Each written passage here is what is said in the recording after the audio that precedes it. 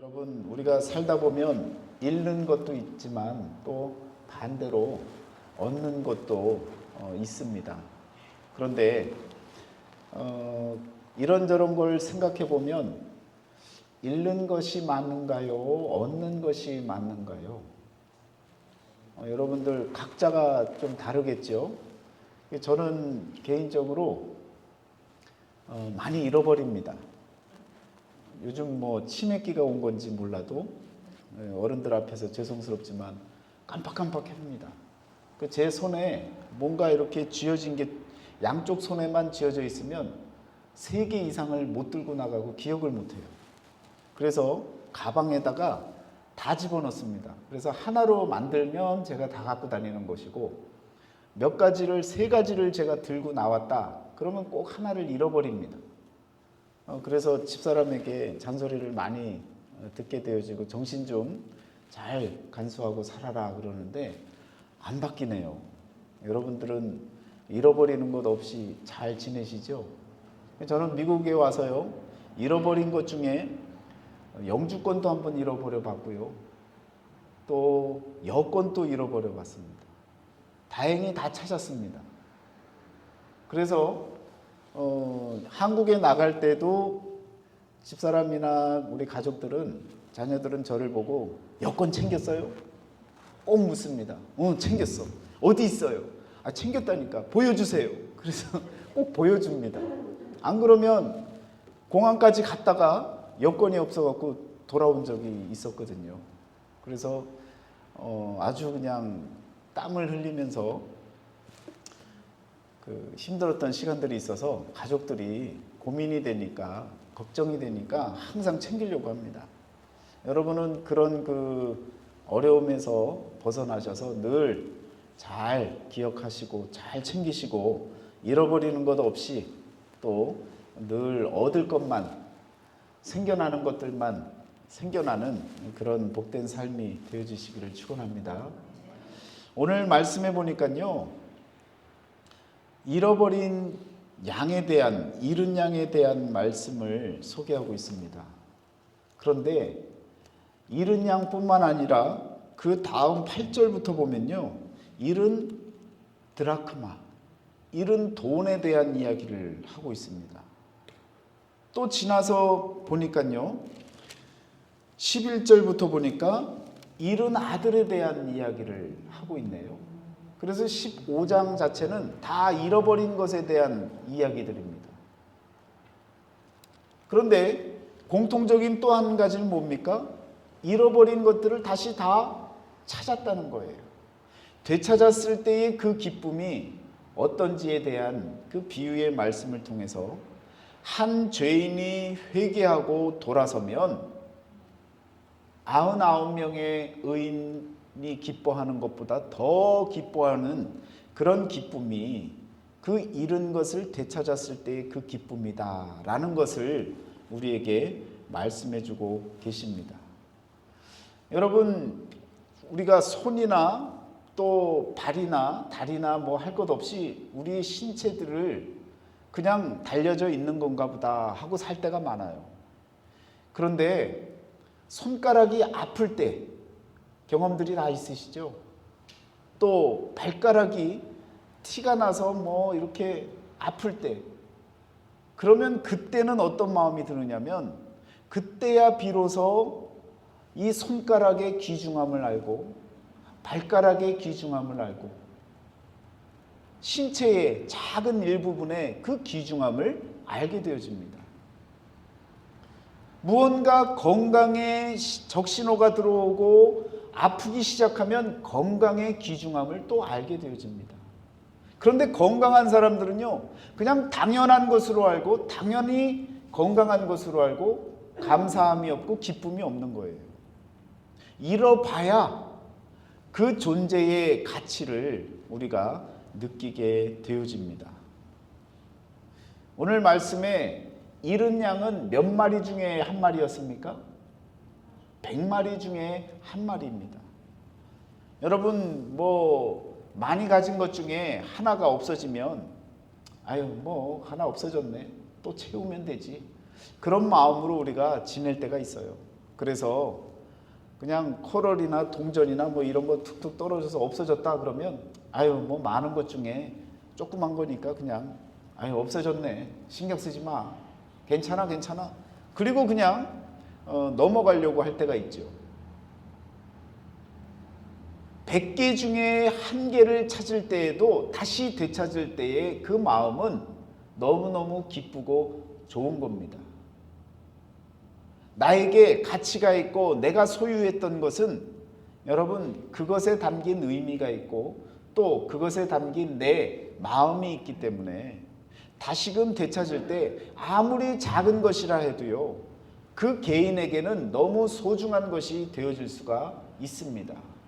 남들의 눈에 보여질 때는요 별것 아닌 것으로 보여도 그러나 각자의 추억이 담겨져 있고 각자의 사랑과 땀방울이 담겨져 있는 그 소유, 그것에 대한 소중함을 우리는 다 알고 이해할 수가 있는 것입니다.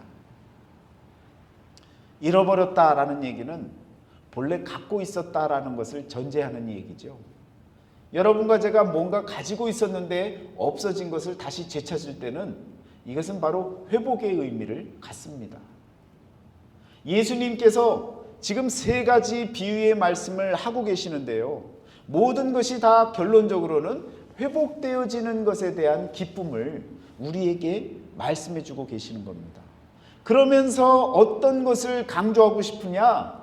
한 죄인이 회개하고 돌아오면 본래대로 회복되어질 때의 그 기쁨과 그 행복감은 너무너무 크다라는 것입니다.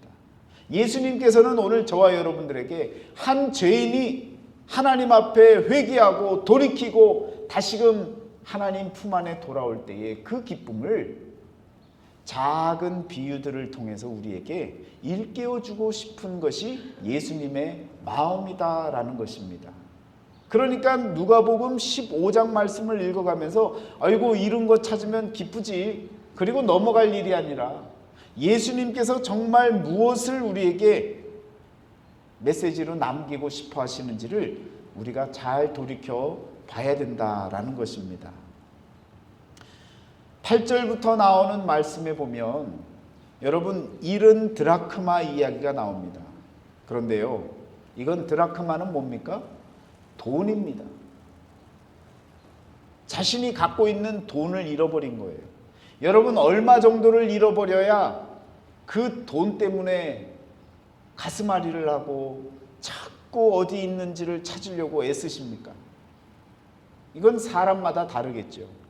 그러나 돈에 대한 우리 인간의 마음은 모든 것을 다 소유할 수 있고 또 그 돈을 통해서 세상의 모든 삶을 살아갈 수 있는 그런 척도가 되어지기 때문에 그 어떤 것이라 할지라도 그 돈의 양과 상관없이 돈에 늘 마음을 두고 마음을 심지어 뺏기고 살아갈 때가 많습니다. 돈을요 자신의 생명처럼 여기는 사람이 있어요. 그만큼 가치 있게 여긴다는 것이죠. 그 가치를 잃어버리지 않으려고 사람과의 관계도 끊어버리고 혼자 그 가치, 그 돈을 지키려고 사는 사람들이 많습니다. 보이지 않게 많아요. 말을 하지 않을 뿐이지 여러분 돈 때문에 사람과의 관계를 끊어버리는 일들, 돈 때문에 사람을 무시하는 일들, 이 돈 때문에 여러분 얼마나 많은 사람들이 인권을 유린당하고 억압을 당하고 정말 많은 무시를 당하고 살아가고 있습니까? 우리 그 실생활 가운데 그런 일들이 얼마나 많이 나타납니까? 여러분 우리는 돈이 가치 있다는 것은 알지만 내 생명과 같이 여겨질 정도로 돈에 집착을 하게 되어지면요 그 돈 때문에 오히려 더 많은 것을 얻을 것 같지만 더 많은 것을 잃어버리게 되어집니다. 돈은 돈의 가치 정도로만 여길 줄 아는 지혜가 우리에게 필요한 것입니다. 여러분, 물질에 대한 이 비유를 통해서 예수님께서 말씀하시잖아요. 그때나 지금이나 앞으로나 모두에게 이 돈, 물질이라고 하는 것은 사람이 귀하게 여기는 것이기 때문에 예수님께서 이 물질을 갖고도, 돈을 갖고도 잃어버렸다가 다시 찾을 때의 그 기쁨을 누구나가 다 이해할 수 있으니까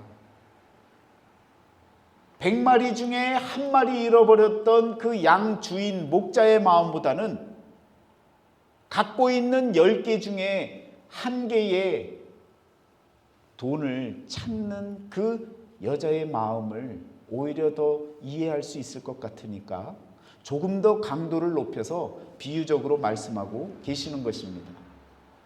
만약에요, 예수님이 비유의 말씀을 드는데 한 여자가 드라크마 하나를 잃어버린 비유가 아니라 한 남자가 드라크마 하나를 잃어버렸다라고 비유를 하면요, 그렇게 별로 와닿지 않을 겁니다. 당시의 여인이라고, 여자라고 하는 이 존재는요, 돈을 벌 수 있는 일이 별로 없습니다. 사회적인 제약이 많았습니다. 여러분, 미국 땅에도 언제까지 여자가 일을 못했습니까? 1960년대까지요. 여자가 사회활동하는 것, 이 미국 땅에서도 여자가 뭔가 교육을 받는다는 것, 이런 것은요, 어려운 일이었습니다. 심지어 여러분, 미국에서 자유여신상이 세워지는 날, 그날에 그 뉴욕에 자유여신상이 세워진다고 축하하는 날에도 심지어 여자들이 그 자리에는 한 명도 없었다는 거예요. 참 아이러니하지 않습니까? 자유의 여신상이 세워지는 그날 축하장에요, 한 명도 여자가 없었다는 이야기. 그만큼 미국 땅도요, 그렇게 오래되지 않았습니다. 예수님 당시의 여인이 은으로 되어진 이 드라크마 동전을 가질 수 있는 그 기회는 그렇게 많지 않았습니다. 말하자면 그에게 지금 갖고 있는 10 드라크마는요, 굉장한 재산인 겁니다. 다시금 찾을 수 없는 것인데 그 중에 하나를 잃어버렸다는 것은 엄청난 손실이고 엄청난 아픔이 되어지는 것입니다. 그것을 그 당시의 사람들은 잘 알고 있었거든요. 그러니까 그 누가 가진 어떤 것보다도 한 여인이 가졌던 은, 그 드라크마라고 하는 이 의미는 사람들에게 얼마나 귀한 것인 것을 우리에게도 알려주는 그런 시사하는 바가 있다라는 것입니다. 그런데 예수님께서요, 이 돈을 넘어서서 이제는 무엇을 잃어버린 이야기를 하십니까? 잃은 아들에 대해서, 잃어버린 아들에 대한 이야기를 합니다. 근데 이 아들은 몇 명이었어요? 뭐 한 100명 됩니까? 아니, 한 10명 됩니까? 2명이죠. 그러니까 둘 중에 하나가 없어진 거예요. 여러분, 뭔가 이렇게 느껴지는 게 없으세요? 지금 누가복음 15장에서요, 잃어버리는 것의 그 가치를 점점점 강도를 높이기 위해서 100개 중에 하나, 지금은 10개 중에 하나, 그리고 아들을 잃어버린 것은 2개 중에 하나, 50%까지 왔어요. 숫자로만 따져도 50%까지 와 있는 이런 그 귀중한 것을 잃어버린 그 마음, 그리고 그것을 다시 되찾았을 때의 그 마음이 어떠한지에 대해서 이야기해주고 있는 것입니다. 그러면 한번 생각해 보세요. 그 다음에 비유의 말씀에 나타나는 강도의 크기는 얼만큼 되겠습니까? 하나죠. 하나가 있는데 하나를 잃어버리는, 다 잃어버리는 것이죠. 그게 뭡니까? 나를 잃어버리는 거예요. 내가 없어지는 거예요. 그리고는 내가 다시 찾아지는, 여러분과 제가 없어졌어요. 그런 걸 바랄 사람이 없죠. 없어졌다는 얘기는 이제 죽었다는 얘기입니다. 그런데 다시 되찾을 일이 있어요, 없어요? 우리가 비유 가운데 들어가면 다시 되찾을 일이 없는 거예요. 그런데 예수님께서는요, 우리들에게 상상하게 만드는 거예요. 무엇을? 누가복음 19장 이후로 나타날 예수님의 십자가. 당신이 내어주고 당신 자신을 잃어버리고 다시금 음부의 권세를 이기시고 다시 찾을 예수 그리스도가 되시는, 하나님의 아들이 되시는 그 당신이, 그분이 실체로 나타나는 그 잃어버린 전체를 다시 되찾게 만드는 그 큰 은혜를 우리에게 기억하게 하시고 상상하게 만드시고, 그리고 그렇게 되어진 소망을 우리에게 갖게 만들어 주시는 것입니다. 그러니까 누가복음 15장을 다 읽고 나서 우리가 떠올려야 할 것은 그 다음에 일어날 예수님을 통해서 예수님 자신이 자신을 다 내어주는 그 은혜, 그리고 전부를 되찾는, 부활을 통해 새로운 완전한 삶을 시작하는 그 삶이 주어진다는 그 소망이 우리에게 기억되어지고 떠올려지고, 그리고 그것을 소망으로 믿음으로 말씀을 바라봐야 된다는 것입니다.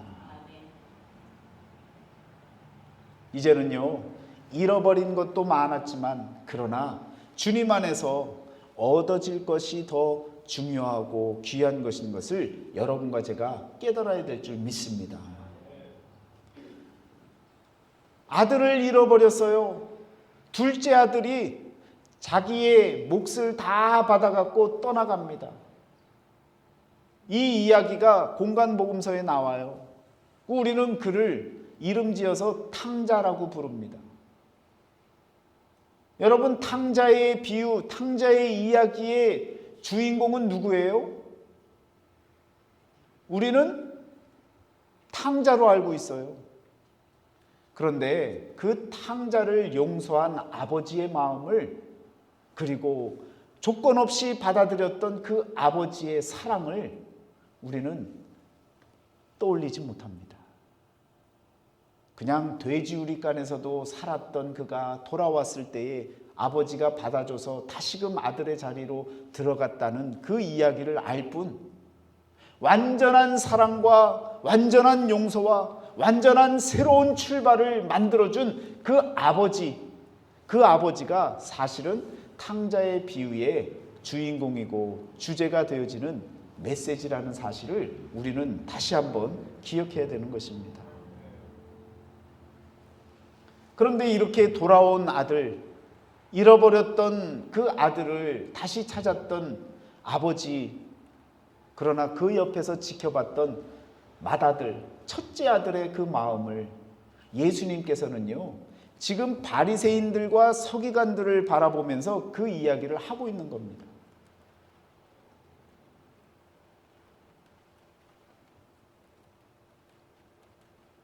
(100개) 중에 하나, 10개 중에 하나, 2개 중에 하나, 그리고 전부를 잃어버렸다가 다시 찾을 그때의 그 마음을 바리새인들에게도 지금 알려주고 있는데, 이 바리새인들이 맏아들과 같은 심정으로 바라보고 있다는 것입니다. 아버지는 뭐라고 얘기합니까? 너의 동생은 죽었다가 살아났으며 내가 잃었다가 얻었기로 우리가 즐거워하고 기뻐하는 것이 마땅하다. 누가복음 15장 32절에 이와 같이 말씀하고 있죠. 그런데 맏아들의 마음은 아닙니다. 마땅하지 않아요. 그 이유를 이야기를 하지 않습니까? 노하여 들어가고자 하지 아니하거늘 내가 여러 해 아버지를 섬겨 명을 어김이 없거늘 내게는 염소 새끼라도 주어 나와 내 벗으로 즐기게 하신 일이 없더니 아버지의 살림을 창녀들과 함께 삼켜버린 이 아들이 돌아오매 이를 위하여 살찐 송아지를 잡으셨나이다. 그런데 내가 기뻐할 수 있겠습니까? 저 동생을 바라보며 내가 즐거워할 수 있겠습니까? 여러분, 맏아들의 심정이라면 어떻겠어요?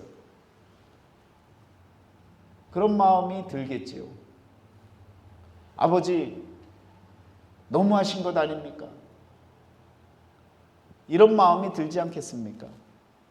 그런데 여러분, 지금 예수님께서 이 비유들을 말씀하시면서 바리새인들을 향해서 그렇게 이야기하고 있는 그 맏아들의 비유를 통해서 뭘 깨닫게 하시는 거예요? 비교하지 말라는 거예요. 비교하면 마땅한 일도 마땅치 않게 여겨집니다. 제가 일전에 한번 말씀드렸잖아요. 학생들이 시험을 보고 성적이 나왔어요. 그런데 95점, 96점, 97점 나온 아이들이 다 같이 시험을 다 봤는데 여러분 95점 받은 친구들이 기쁨이 없는 거예요. 왜 없습니까? 90점이 넘으면 A 아니에요. 95점 이상이면 A 플러스입니다. 다 A 플러스예요. 그런데 95점 받은 친구들이 기쁨이 없어요. 왜? 96점 받은 친구가 있고 97점 받은 친구가 있고 만점 받은 친구가 있으니까 자기가 잘했음에도 불구하고 비교하고 나니까 뭐예요? 기쁘지가 않은 거예요. 저 인간들 어떻게 나보다 더 잘 봤지? 화가 나는 거죠. 반대로 15점, 20점, 30점, 40점 이렇게 받은 친구들, 같은 무리에 모인 친구들을 모아놨더니 40점 받은 친구가요, 신이 납니다. 기쁜 거예요. 야, 나는 저 친구들보다 못할 줄 알았는데 더 잘하네. 그래서 40점 받았는데 이 40점 받은 친구들이 너무 즐거운 거죠. 비교하면요, 정상적이지 않은 겁니다. 성경 말씀 가운데도요, 비교하기 시작하면 문제가 되는 일들을 우리에게 보여주지 않습니까? 이건요, 여러분과 저의 어떤 성향이나 사람 됨됨이의 문제가 아니라 본질적으로 인간에게 주어지는 본성입니다. 아담과 하와가 하나님과 비교한 거예요. 비교할 대상이 아닌데 비교했어요. 그리고는 하나님처럼 되려고 그 유혹에 빠져서 선과 악을 알게 하는 열매를 먹지 않습니다. 그래서 문제가 되는 거예요. 비교하지 말았어야 되는 거예요. 하나님과의 관계 안에서 기쁨으로 살아갈 길이 있었는데 비교할 수 없는 걸 비교하니까 문제가 되어지는 겁니다. 그 아들 가인과 아벨도 마찬가지 아닙니까? 둘 다 하나님께 예배 드리려고 제사를 드린 거예요. 좋은 일을 한 거예요. 올바른 일을 한 거예요. 그런데 비교를 하고 나니까 좋은 일을 하고도 돌을 들어서 동생을 쳐 죽이는 그런 일들이 벌어지는 겁니다. 비교하면요, 아무리 좋은 일을 해도 여러분 문제가 생겨지는 겁니다. 아무리 아버지의 명을 잘 따르고 아무리 성실하게 살았어도 아버지의 사랑을, 그 좋은 사랑을 비교하면 그러면 문제가 되어지는 거예요. 그래서 이 비교하는 그 자체가 우리 인간의 본질적인 인간의 속성 가운데 있기 때문에 이것을 꺼내기 시작하면요, 우리는 무너지는 겁니다. 여러분, 절대로 무너지는 인생, 나를 잃어버리는, 완전히 잃어버리는 그 길을 여러분이 걸어가지 마시기를 부탁을 드리겠습니다. 날마다 하나님과의 함께하는 삶 가운데에 그 사랑만 오로지 받을 수 있다면 그러면 우리는 늘 기쁘고 행복하고 감사할 수 있는 것입니다. 여러분, 우리의 생각에 마땅한 것들이 있어요. 그런데 성경에서는 마땅치 않다라고 여겨지는 그런 표현들이 나옵니다. 뭐가 있어요? 대표적인 건 포도원의 농부 비유 아닙니까? 일꾼들이 와서 아침 9시부터 일하고 12시에도 오고 오후 3시에도 오고 5시에도 옵니다. 그런데 우리 생각으로는요, 공평하게 공정하게 하나님께서 포도원의 일꾼들에게 그 품삯을 줄 때 일한 만큼 줘야 된다라고 생각을 하잖아요. 그 비교하는 그 비교 의식 때문에 우리는 문제가 있고요, 그 계산법이 마땅하지 않은 거예요. 그러나 하나님께서는 뭐라고 얘기하십니까? 나와 내가 약속한 것이 이것 아니냐라고 말씀하고 계시는 거예요.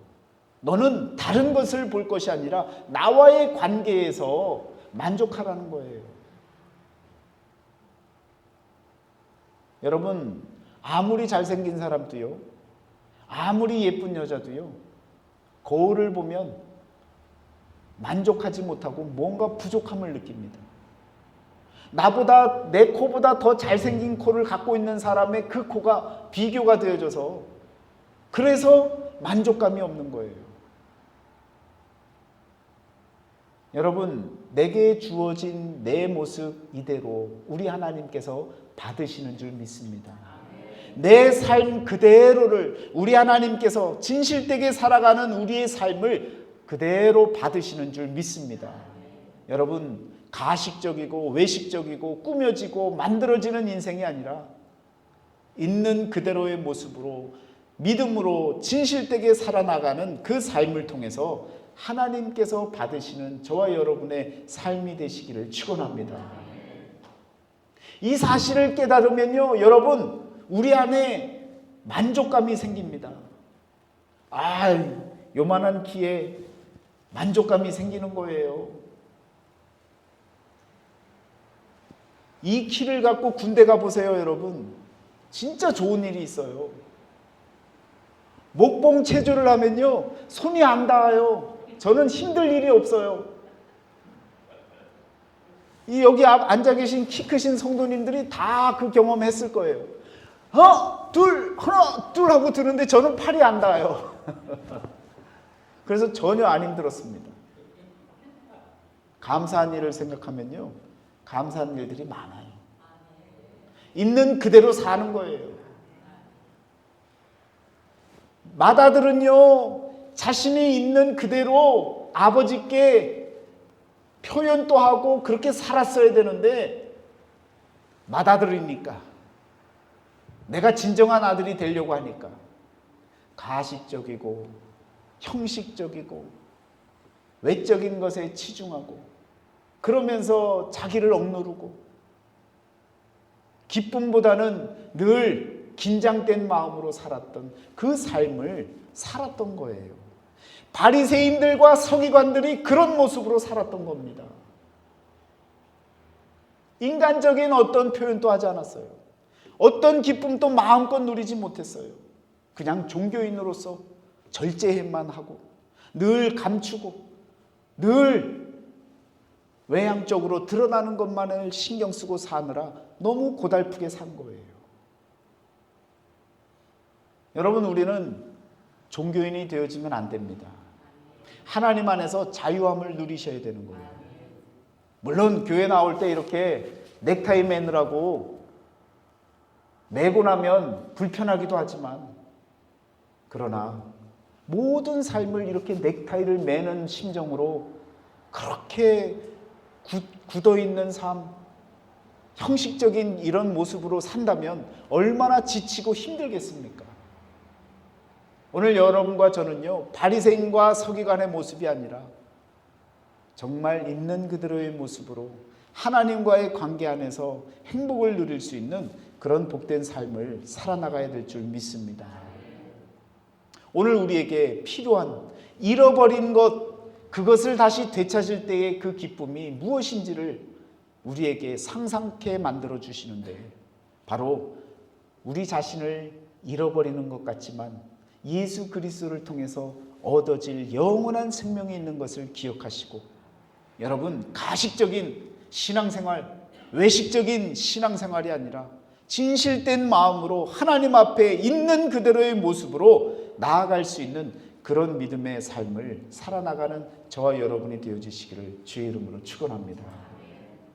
그래서 누가복음 15장에 100분의 1, 10분의 1, 2분의 1 그리고 19장부터 나오는 1분의 1이 되어지는, 전부를 내려놓고 전부를 내어주고 그리고 전부를 얻는 그 그리스도의 사랑, 완전한 사랑을 저와 여러분들이 마음에 품으시고, 그리고 그 사랑을 믿고 우리 주 예수 그리스도를 믿고 우리도 잃어버린 것 같지만 나중에는 완전히 새로운 생명으로 영원한 생명을 얻을 수 있는 그 기쁨을 얻어서 행복한 마음으로 하루하루의 삶을 살아나가시기를 축원합니다.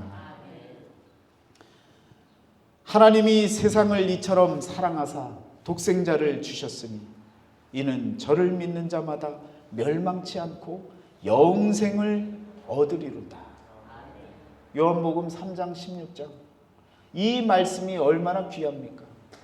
이것이 있으려고요, 우리 주님이 전부를 내려놓으시고 전부를 내어주셨습니다.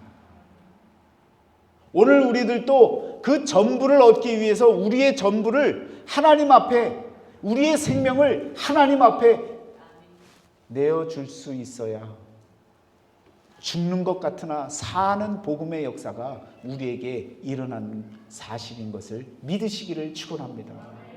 복음은 그런 거예요. 살고자 하면 죽어요. 그러나 죽고자 하면 사는 역사가 일어나는 것이 복음의 역사입니다.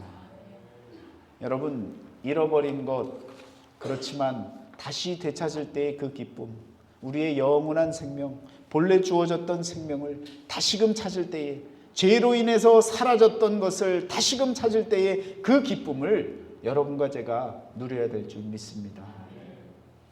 제가 주보에다가 말씀 묵상 칸에다가 글을 적어 올렸는데요. 변화하는 세상 지켜야 할 진리. 여러분들 뭐 가끔 보시겠지만 AI가 요즘에 모든 걸 다 답변해 줍니다. 그래서 제가 한번 궁금해서 한번 쳐봤어요. AI에다가 민관영 목사의 목회와 설교 메시지는 어떠합니까? 라고 물었어요. 그랬더니 여기에 이렇게 올려놓은 진하게 쓴 글씨체가 다른 내용이 바로 AI가 답변해 준 내용입니다. 간단히 얘기하면 첫 번째, 성경 중심의 신앙을 메시지로 한다는 거예요. 두 번째, 일상의 신앙을 적용하는 것을 메시지로 합니다.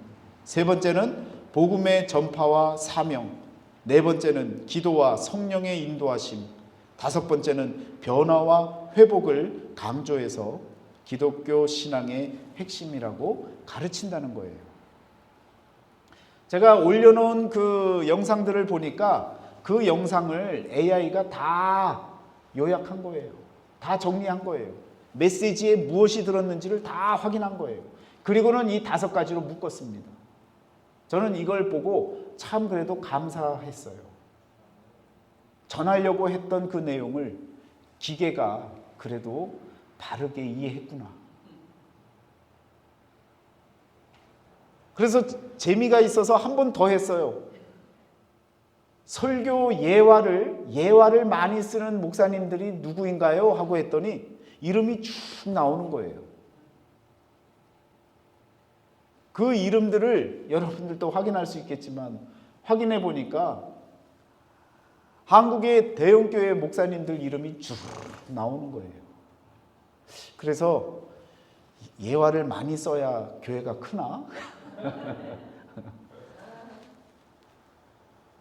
여러분, AI 시대가 들어서면서 직업을 잃어버리는 사람들이 많아요. 또 반대로 이 AI 때문에 새로운 직업을 얻는 사람들도 많습니다. 그래서 그 긴장 관계가 아주 팽팽합니다. 여러분, 세상은 계속 변해갈 거예요.